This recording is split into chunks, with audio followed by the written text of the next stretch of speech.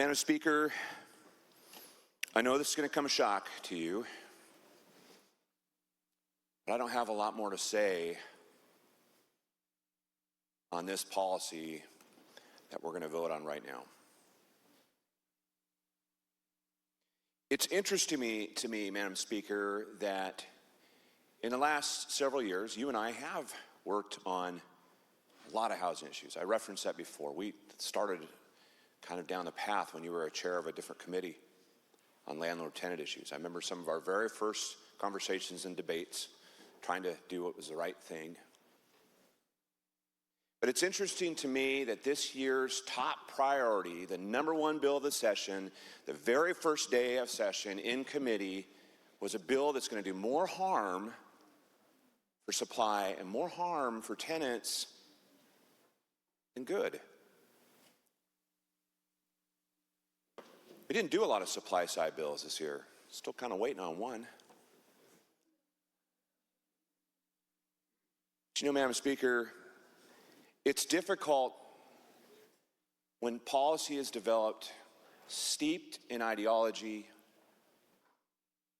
and devoid of data. The data is right in front of us. The other body worked on a product that we negotiated here in good faith and sent to them. And they boldly tried to fix some things that just maybe would have made this a little bit better. But after that, we couldn't wait to get it back here to strip all that away.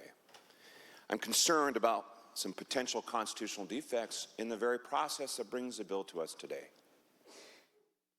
I'm very concerned, Madam Speaker, as a good gentleman from the 15th and so many others have said today, that the only real predictability that tenants in Washington State are going to have is the assurance that their rent is going to go up 10% a year, year over year.